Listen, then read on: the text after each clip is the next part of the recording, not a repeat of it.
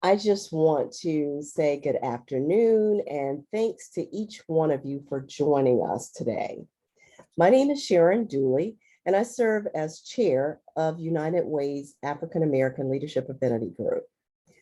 African American leadership members are community leaders who are focused on empowering and inspiring communities of color to lead community-wide change that ends poverty.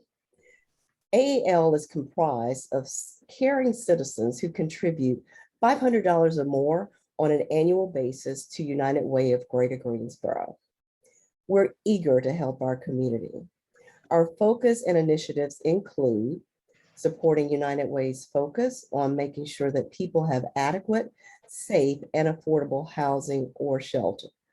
Specifically, by ensuring people become and remain adequately sheltered. Today's event will educate and inspire us around that topic specifically. AAL has been instrumental in the establishment and success of African American Male Initiative programs at Wiley Elementary, Jackson Middle School, and Smith High School in partnership with Guilford County Schools. AAMI is a mentoring program focused on serving African American and Latino boys from disadvantaged environments. This successful mentoring program has followed local youth from elementary school to college and has generated hundreds of mentor relationships. AAL also hosts United Way's Community Speaker Series every other year and welcomes transformative speakers to convey thought leaders and inspire action in our community. Over the years, we've hosted Spike Lee, Dr. Sampson Davis, Ernie Hudson, and Reverend Naomi Tutu, just to name a few.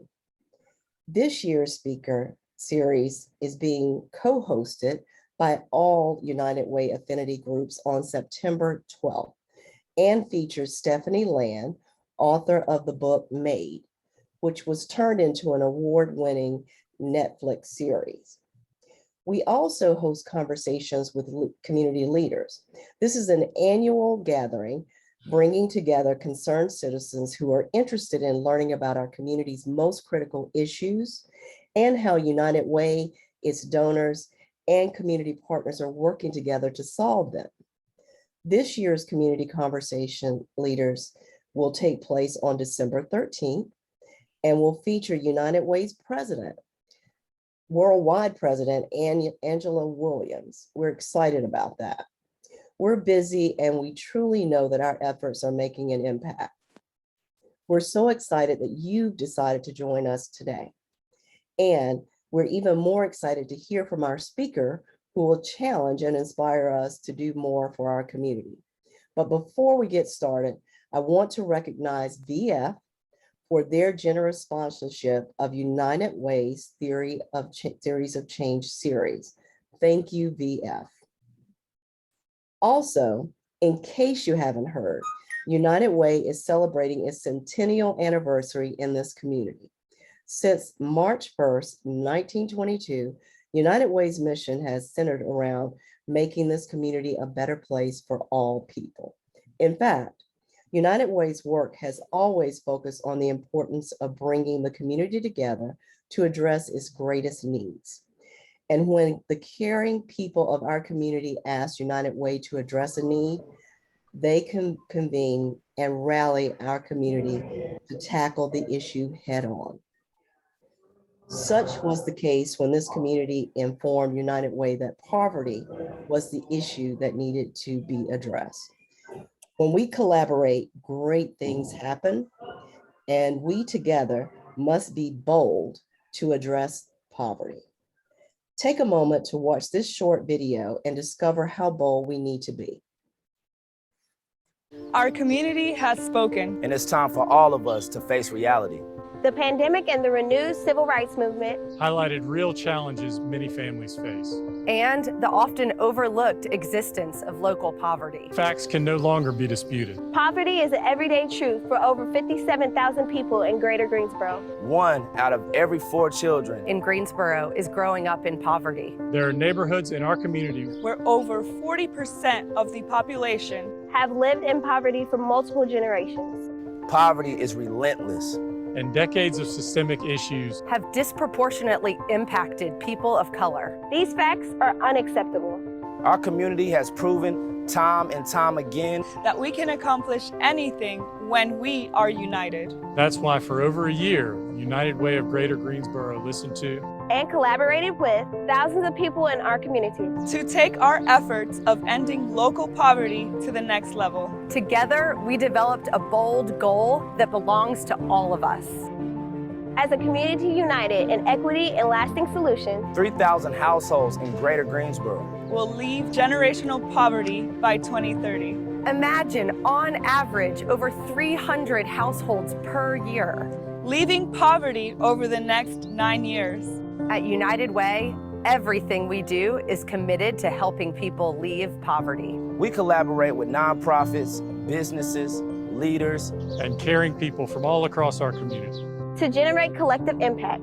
United, we will achieve the bold goal by creating and funding strategic partnerships with proven outcomes that provide education, training, and support to help people get jobs that can provide for their households.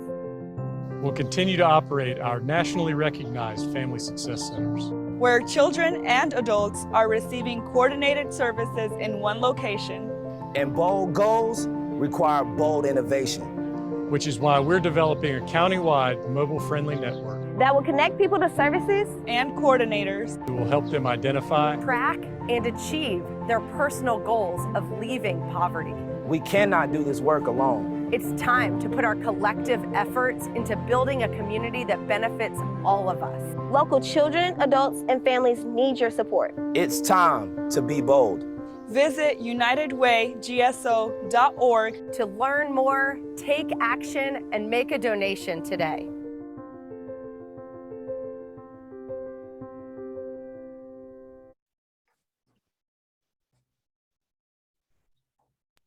Good afternoon.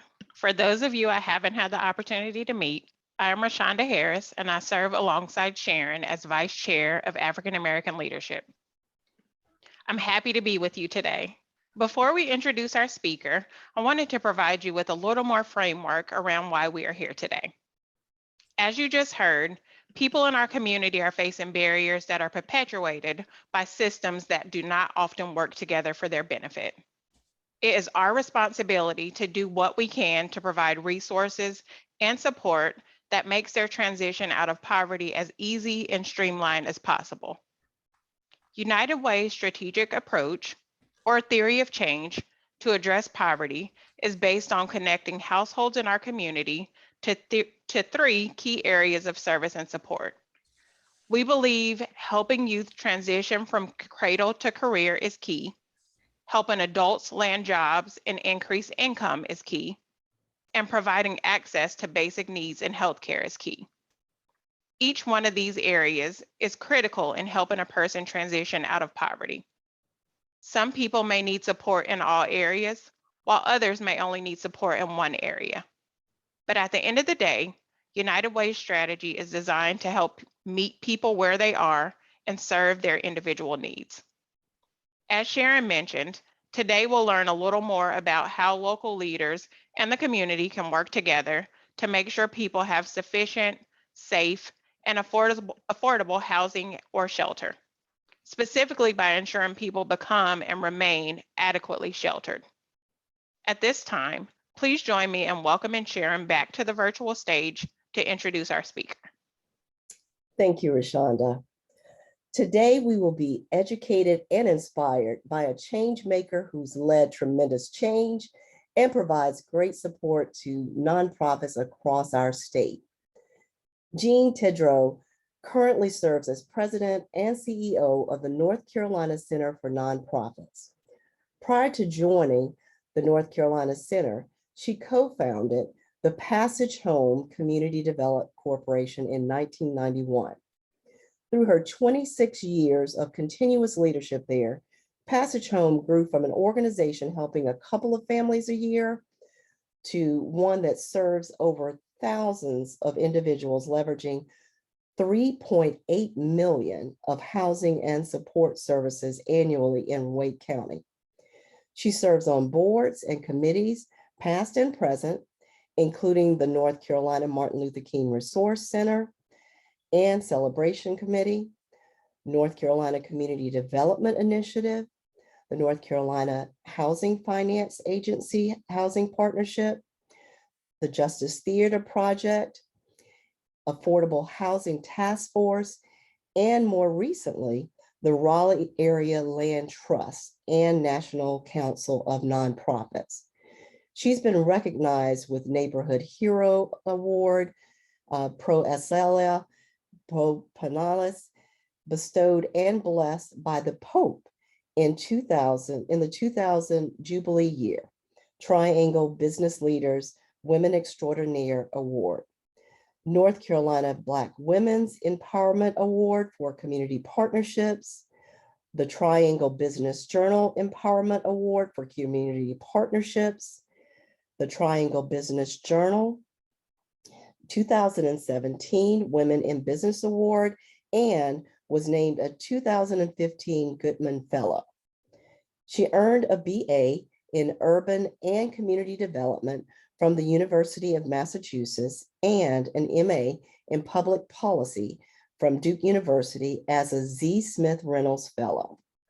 Raised in Boston, Jeanne moved to North Carolina to attend graduate school. She and her husband, married for 44 years, have raised 2 children and mentored many others. She loves to travel. She enjoys reading, walks on the beach, playing golf, board games, gardening, and cooking and enjoying meals while visiting with friends and family. In case you haven't noticed, Jeanne's career and life is dedicated to helping others. I hope you're excited as I am to learn from what Jeanne has to say. So please join me in welcoming our featured speaker, Jeanne Tedrow. Thank you so much, Sharon. And we really could have done a very much abbreviated version of my my bio. We could have cut that down to a couple of minutes, but thank you for all of those kind words. I'd like to just say thank you to all for inviting me to join you today. Wow. Live united, be bold, and poverty, theories of change. This is so aspirational. You all inspirational. I was very excited when I listened to your video. Today, I'd like to reflect with you on your bold vision and share some of my own experiences when I started out on a similar journey some 30 plus years ago to find a way to disrupt poverty in our community. I did receive a few questions in advance, and I tried to weave the answers to those into my remarks this afternoon. And then hopefully we'll have some time left if you have any additional questions that I can try to answer. So let's begin with your vision. I listened to your Be Bold video and the strategic vision you have as a community to ending poverty. Clearly aspirational. Congratulations. As I watched your video, I thought about the definition of poverty and the challenges it poses for those who are stuck in its cycle, and for those of us who seek to end it. If there was an easy solution, we all would have solved it already. Unfortunately, many of the historical policies related to home ownership, insurance, banking, and the adverse effects of policies like redlining have been deeply entrenched in our systems, and in some ways, created and sustained poverty. Reversing these trends is going to take all of us. And as you all have stated, a bold response is needed.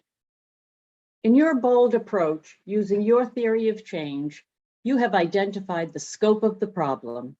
57,000 families in poverty, 1 in every 4 children, over 40% having lived in poverty for many generations, and we know that poverty disproportionately affects people in communities of color.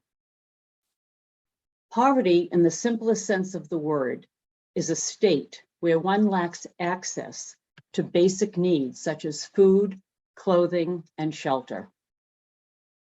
It is also used to describe a person whose living conditions prevent them from being able to acquire education, seek medical help, secure a stable job, and participate in recreational activities due to a lack of money. And while poverty is not just about money, let's be real and acknowledge that it sure does have something to do with money and access to resources that are unequally distributed. It really is about a bigger conversation about marginalization, exclusion, and say systemic racism. It is unlikely that moms and dads wake up on any given day and say, gee, I think I'd like to be homeless today. Or I think I'll just enjoy my mental illness and depression. Or I really look forward to not having enough to eat for me and my kids. Or try, I'm so glad I don't have a job that pays enough for me to afford rent or allows me to buy a home. There's an absurdity to this, isn't there?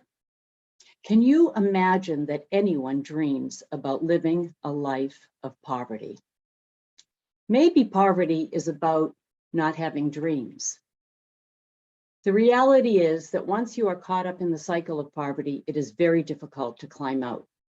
The facts could stop us in our tracks. We could spend years analyzing the data, and in many ways we probably have. Sometimes we just keep looking at the data and we create paralysis, analysis paralysis. Your living united community is drawing a line in the sand. You have made it very clear that poverty in this community is unacceptable, and you are going to do something about it. Knowing that you cannot end poverty for all, you have a plan to change what you believe you can with the resources you have. Beginning vision or the end in mind to eradicate poverty, you activate your mission to mobilize and unite the caring power of the community and establish your goals and plans to achieve your outcomes. The United Way of Greensboro has turned this poverty challenge into a bold opportunity. Your goal, 300 families a year for the next 9 years will leave generational poverty. Your approach, caring and collaboration, bringing people together, focusing on families and breaking the cycle of intergenerational poverty. Connecting families with living wage jobs, training, essential and coordinated services, using technology to support proven strategies and creating a mobile network that connects families to services, a community-wide approach. You have identified the scope of the work you will do and are matching the resources to do it, and you're measuring outcomes. In 1991, our community formed a community development corporation called Passage Home, with the idea that we could help families transition from homelessness to stable housing and home ownership, breaking the cycle of poverty with families. In so many ways, I think we were successful. When we began, we helped 2 families a year and the approach was relatively new. Most of us were volunteers and we believed we could make a difference. Like you, we believed we could make a difference. Provide wraparound services, connect families with a support system, help the parents find a job, provide transitional or affordable housing, meet them where they were, meet them where they are, and empower them to care for their own families. Sound familiar?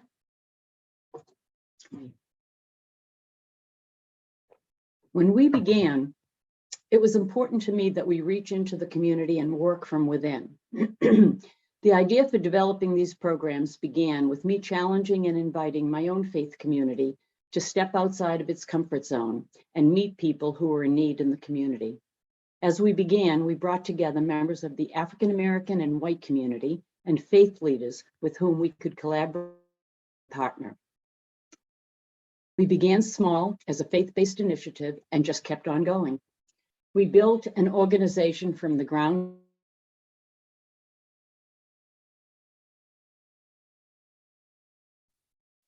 that continued development and affordable housing, both home ownership and family rental.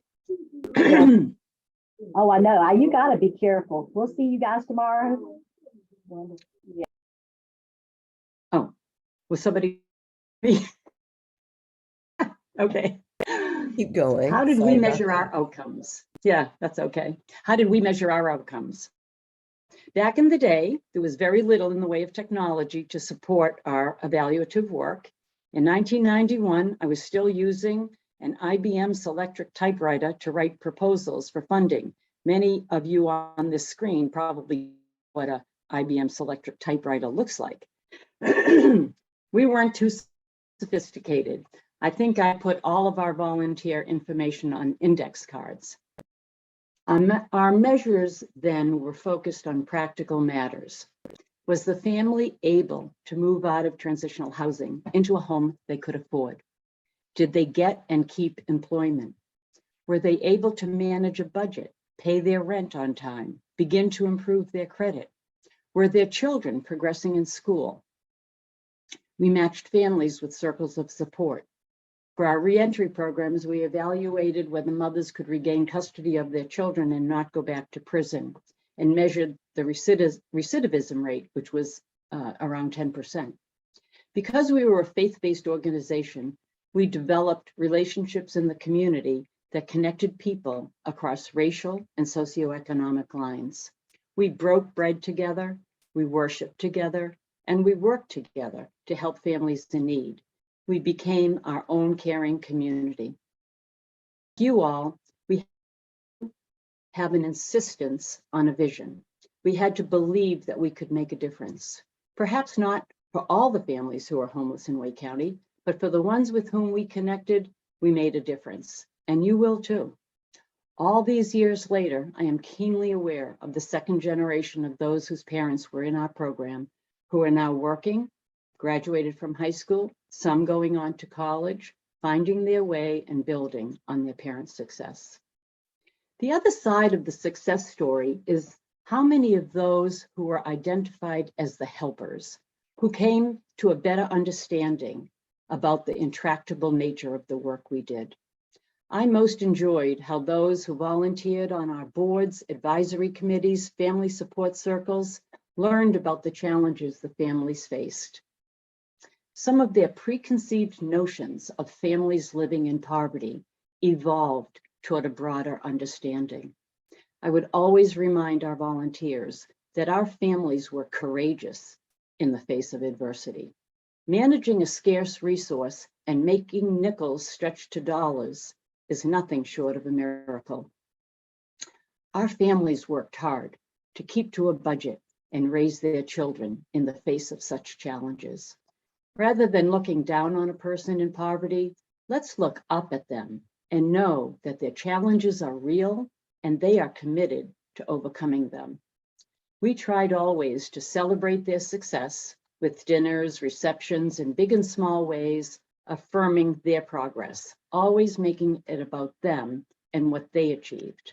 I am sure that is still true today. One of the questions I received before today was, what were my top 3 lessons?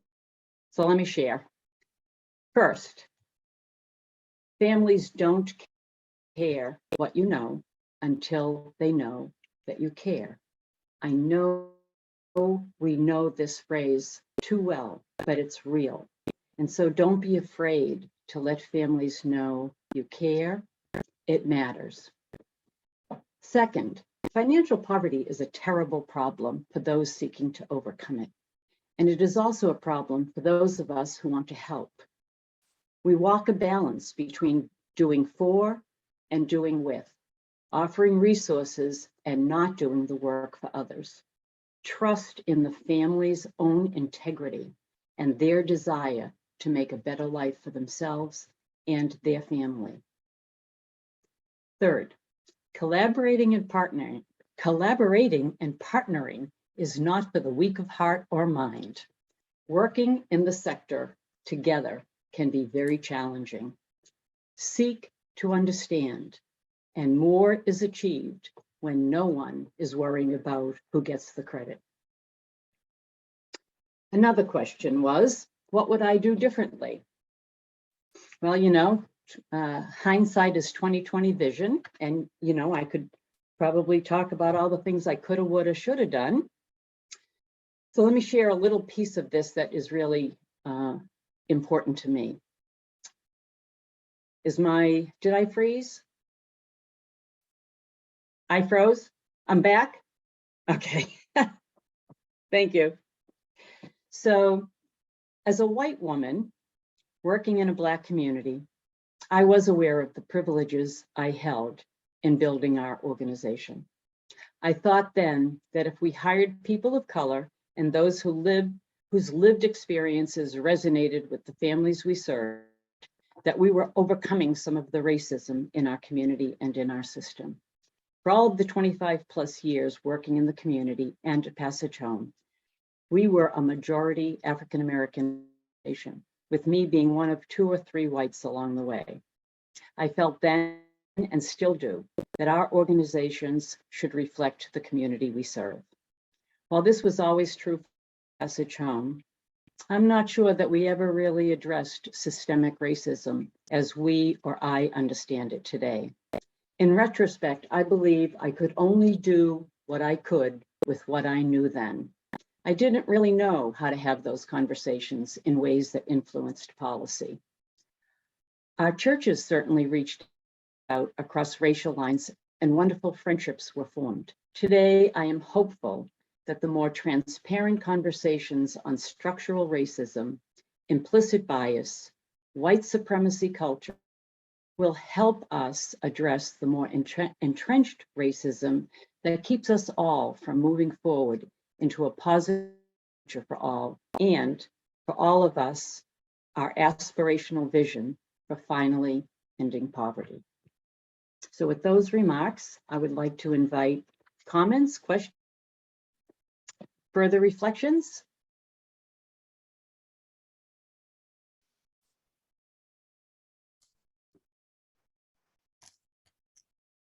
So I I know there know were that some more Rashonda has a questions, yeah. couple of questions for you as Okay. well. So I'll also say to the audience, please feel free to put your questions into the chat and we'll make sure that those get addressed. And then we have just a couple of things as well.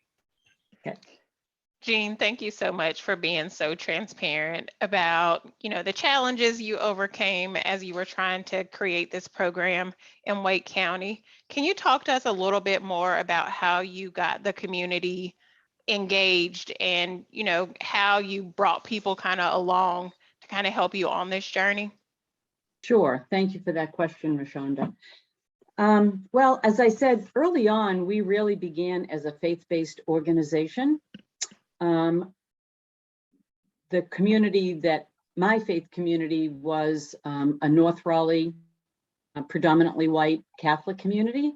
And as we began, we connected with and actually, if you can imagine the diversity here, we connected with a African-American Pentecostal Holy Church. Now, if you can't imagine the difference of the spectrum, right? And so our communities together, we identified early on, what do we share? What is common between us? And it was sort of easy in a way. It was our faith. We might practice our faith differently. We may worship differently, but we believed, and that really did make a difference, especially early on. So what we began to do is to build a network of faith communities that came together, and we really worked through the faith communities, and we really did worship together. We had, in those early days, we had shared worship services. Catholics loved going over to that Pentecostal church and hearing the gospel music, and the African-American church members really into the Catholic church and listening to our hymns. I always said that when we were at the Pentecost, when we were at Lincoln Holiness Church, our music swayed like this. And when they were at the Catholic Church, we all stood straight and sang like this. But everybody enjoyed it was a shared experience. So I share that to let you know that we really just tried to build authentic relationships, and the board of directors was drawn from members of each church, and we continued to grow in that way for really almost a decade. And then, change happens and we began to evolve as an organization. I saw one question saying, did we experience resistance? When you think back to 30 years ago, the idea that a Black church and a white church is going to work together on a shared mission, I was too naive to know that that was really ambitious. I mean, I just thought it was a cool idea. And there were enough people who had migrated from other parts of the country who also were eager to have a new experience in the way that they experienced their faith, their mission work, all of that. So early on, if we did have resistance, I wasn't really aware of it. I think over time I began to understand that not everybody is your friend, and not everybody is trying to support you, especially when you're trying to do what we felt was very challenging, and that was directly help families. I can't really give you a good example of a specific resistance.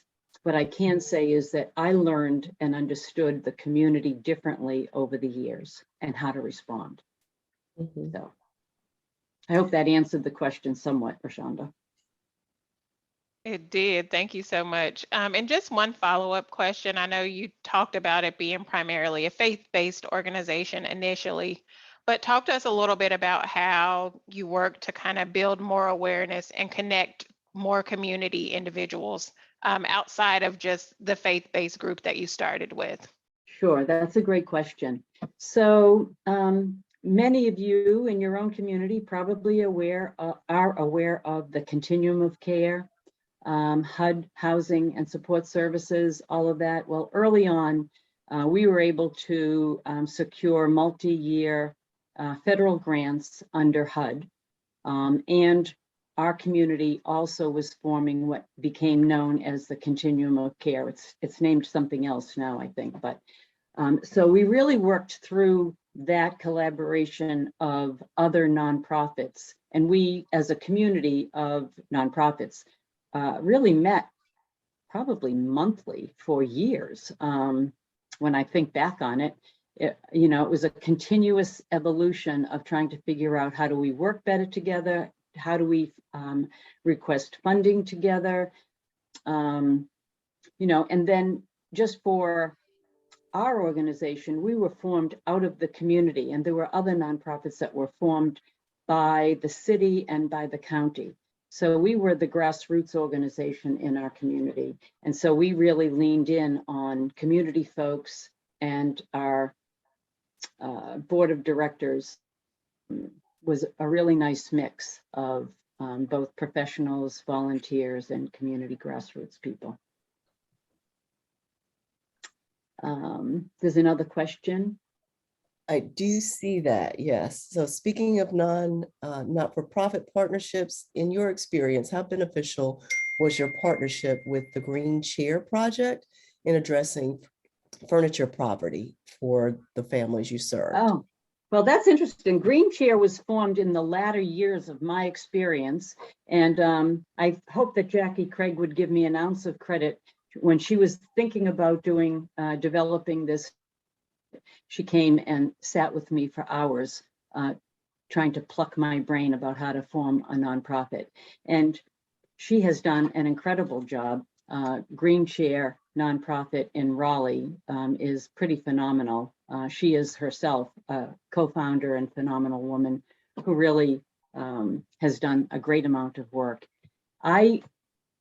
In my latter years, I worked with her, and I think that Green Chair has now expanded beyond Wake County. And if you have the opportunity to work with them, I think it's a great organization. Most recently, I had a young man, medium young man, who was trying to get back into housing for himself and his family. And, they have a very user-friendly approach. I called and made an application on his behalf. And in 2 weeks, he had a full apartment full of furniture. And again, those are practical things that really make a difference. And they took care of it, soup to nuts, got it right over there. So you can tell I like Green Chair. Love it, love it. And that's a great example of a success story too. Yep. Yep. So Jeanne, can you share a bit more about steps you took to transform your calling into this work? And then what do you do to reinvigorate when the challenges are so great?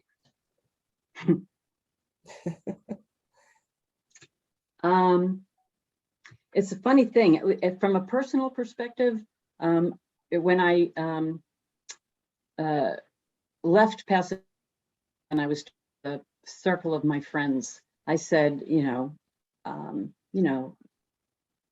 what was I thinking? Why didn't you all stop me? And we couldn't. You were determined, and this was what you did this many years. And when I think back on it, it was really a calling. I felt really strongly about being able to help families, and it internalized. Part of my story in doing this program and developing Passage Home is that my own home was hit by a tornado, and our home was devastated, and we had to leave it. And it took like 8-9 months for us to be able to get back into our house. It was a very, very trying time. And I personally and my family was dependent on the kindness of strangers. And we could never have gotten through it. And we weren't well-to-do people. We were just ordinary, normal people, and forming a nonprofit. It just helped sensitize me to what it means to have to ask for help. And that definitely influenced how I approached developing the organization of Passage Home. So again, I'm not sure I answered the question completely, but that's a personal story. I think that that's great. And thank you so much for sharing that. I mean, I know you talked a bit about you becoming aware and understanding your white privilege, so to speak. And I think that's tough to be able to talk about it in a lot of instances.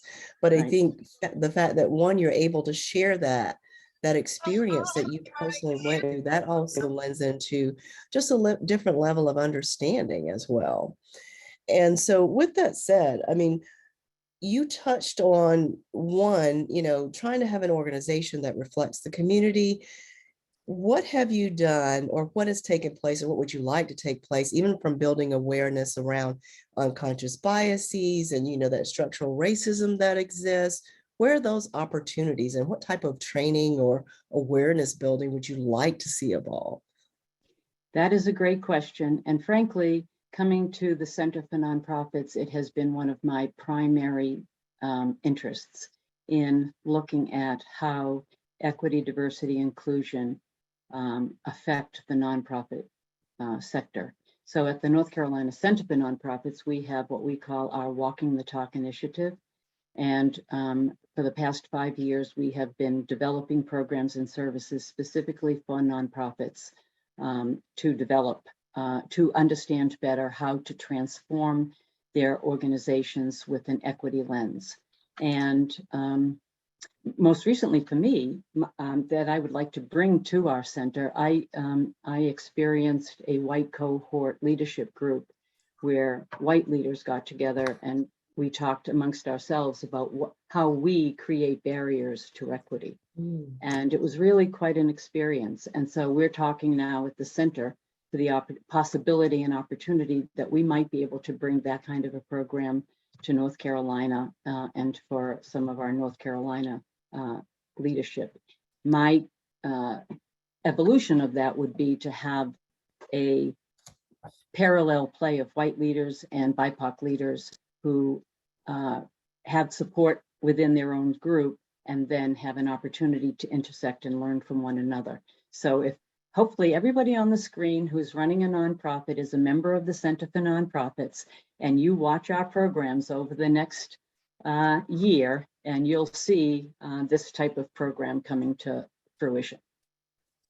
Love that, Jean. Look, that's the call to action. Love it. It's a call to action. And Sharon, I think it's such an important thing for us in the nonprofit sector to recognize that these biases do exist and not be afraid of addressing them, especially if we are white leaders.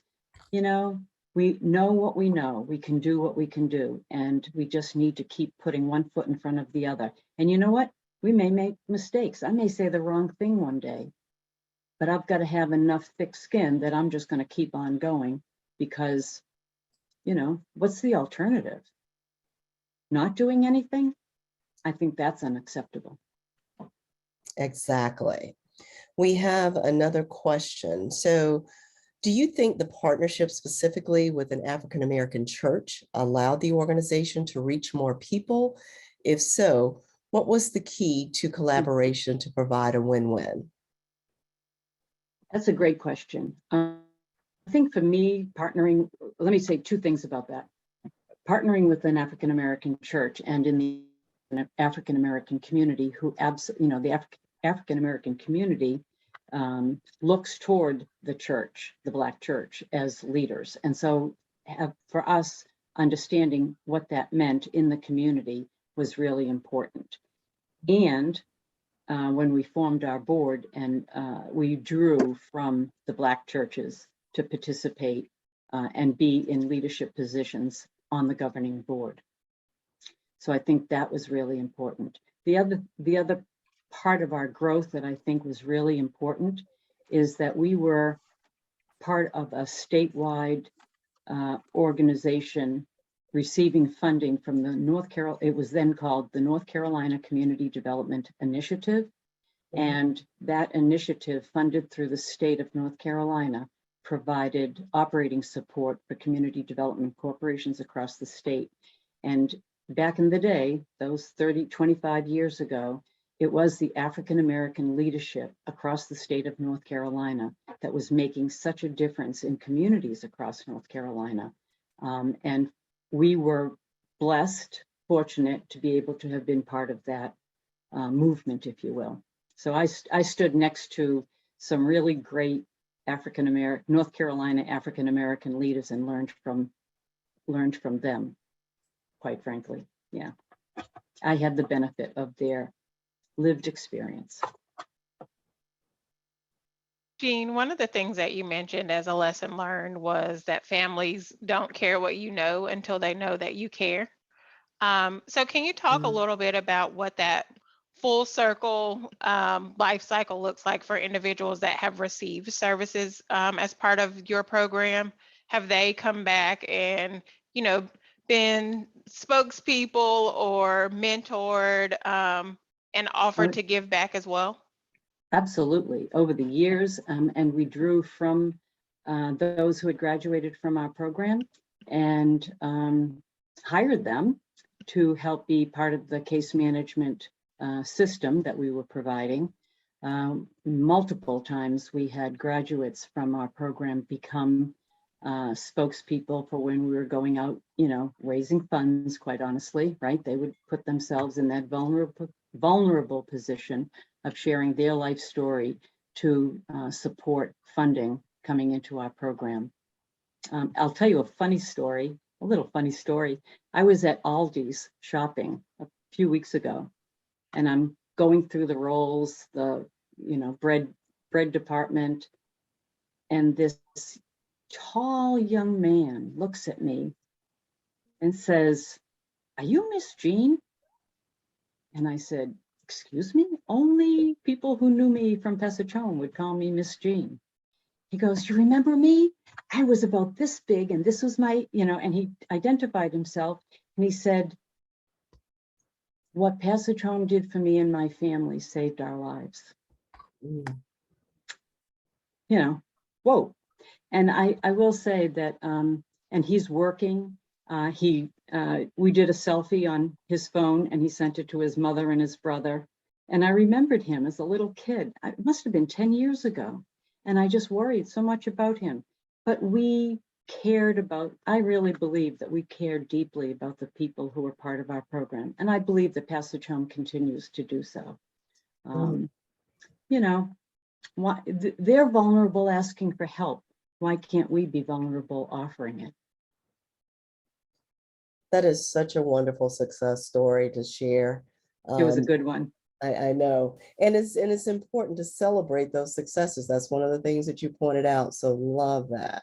Yeah. So, you know, as we think about everything that's been talked about thus far, what are the calls to action? You touched on one, but what are the calls to action we need to challenge our community with just to make that impact or support the impact in a safe and affordable housing? I think awareness, creating awareness across the community, having people from different places and spaces in the community, really having good dialogue, facilitated conversations if necessary, to better understand what the challenges are. You know, families are challenged by the lack of money. And if you start to do the math, and this is where sometimes I would begin with our volunteers. I would say, okay, let's do the math. You're making this much money. You're able to work this many hours. Sometimes they'll give you 30 hours. Sometimes they'll give you 40. Oh, but you don't have insurance because you're not designated as a full-time person. So let's talk real. Okay, so now your rent is X amount. And so let's take the rent off. And then you just start subtracting what those expenses are for families. And pretty soon you go, oh my God, how are they going to buy food? We've run out of money before exactly. And so I think the call to action for me is always about make it real, you know, don't try to sugarcoat it. This is a very difficult problem for families and for us as a community. And so have real conversations about what it means. And I said it earlier, look up to these families. Don't look down on them. Very coming back to the title of this session, could you please elaborate on the theory of change?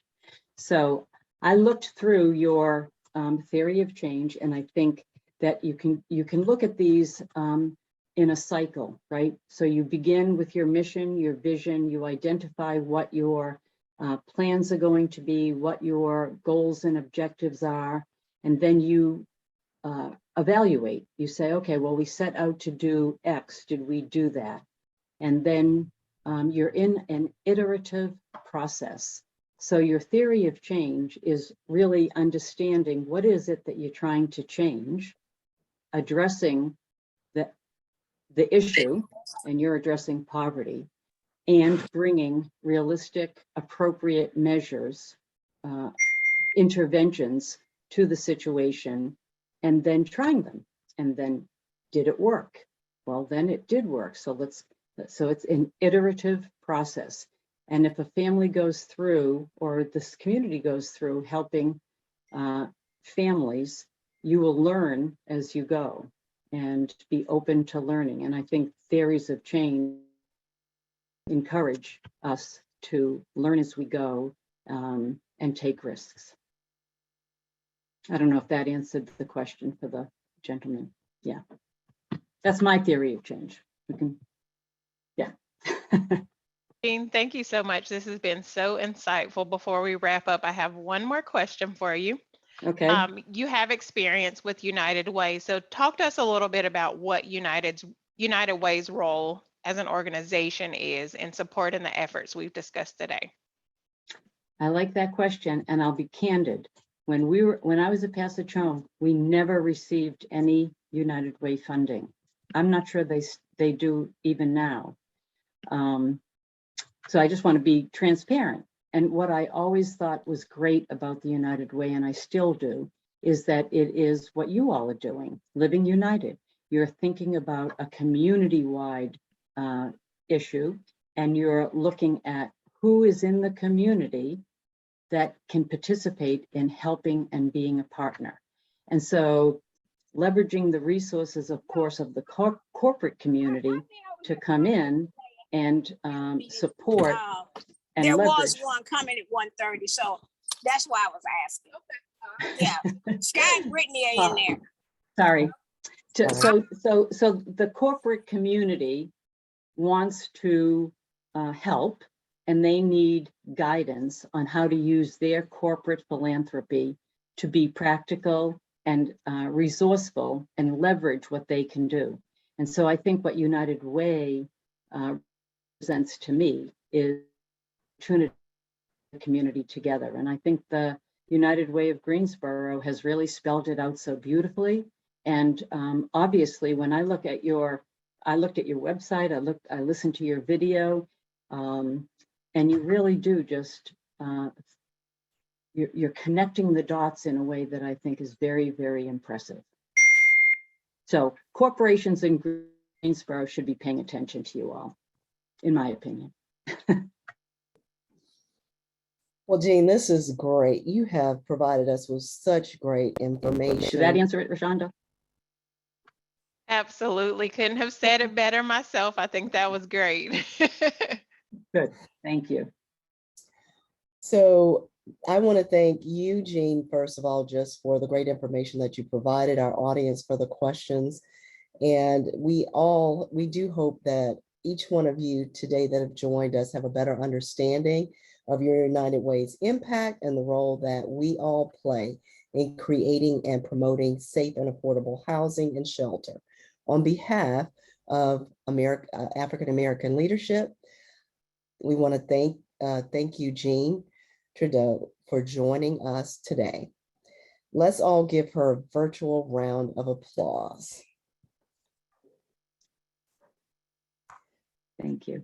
So all I can say is, wow, I'm excited to continue supporting and elevating United Way's local efforts to end poverty. Together, we can, and I know we will, continue to move families out of poverty. So please continue to support this work. Please continue to invest in this work. And again, thank you today for joining us. We're looking forward to the future. Take care. Have a wonderful afternoon, everyone. Bye-bye. And join the Center for Nonprofits. Yes, please do that. Thank you. Thank you all. Thank you.